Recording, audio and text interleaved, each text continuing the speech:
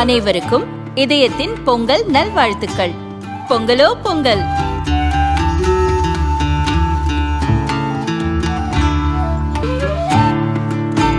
அனைவருக்கும் இதயம் மந்த்ராவின் பொங்கல் தின நல்வாழ்த்துக்கள். பொங்கலோ பொங்கல். ஹாப்பியா, ஹெல்தியா, ஜாலியா ஒரு life. Lancar Harmonia Pavilion, Senior Living Apartments at Sriperumbudur. Bookings call 7717273747.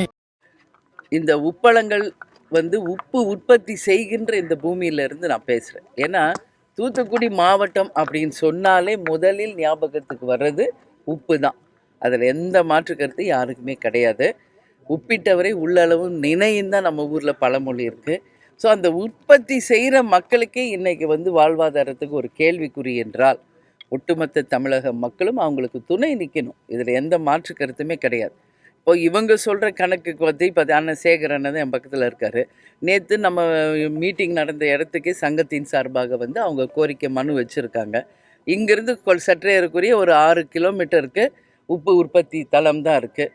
So இந்த இடத்துல தான் அந்த கப்பல் கட்டும் தளம் கொண்டு வர வேண்டிய அவசியம் என்ன? இதுதான் நாங்கள் கேட்குற முதல் கேள்வி.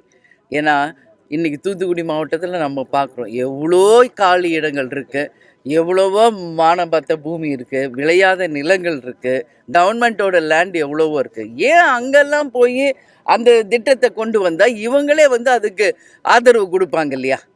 இன்றைக்கி ஒரு விவசாயத்தை அளிப்பதும் உப்பு உற்பத்தியை அளிப்பதும் இந்த நாட்டை அளிப்பதற்கு சமம். இதில் எந்த மாற்று கருத்து இல்லை.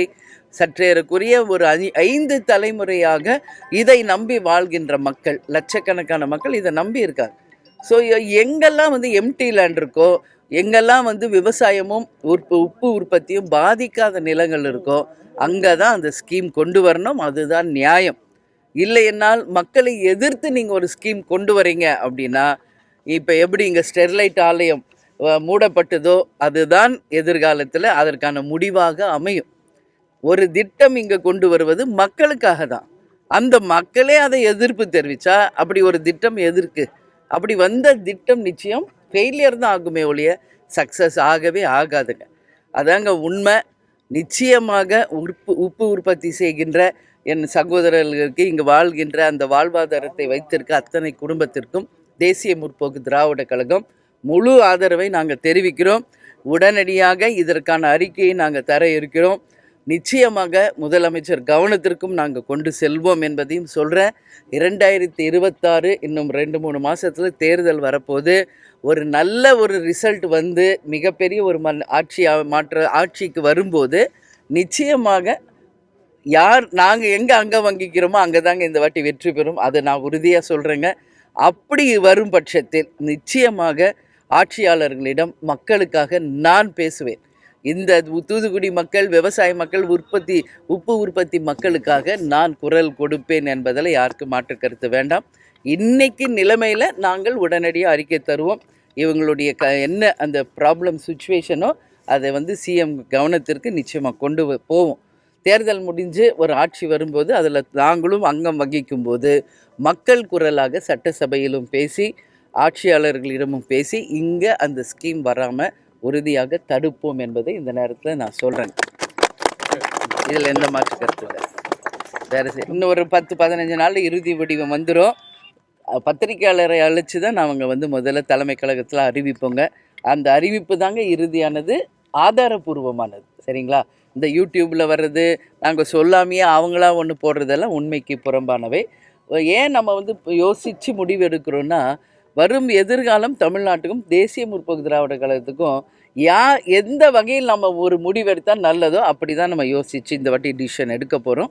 ஆனால் உறுதியாக நாங்கள் அப்படி சட்டசபையில் அங்கம் வகிக்கும்போது முதல் பிரச்சனையாக இந்த உப்பு உற்பத்தியை பற்றி உறுதியாக நான் பேசுவேன். அதில் எந்த மாற்று கருத்துமே இல்லை அப்படிங்கிறது இந்த நேரத்தில் உங்களுக்கு எல்லாருக்கும் உறுதியாக சொல்கிறேன்.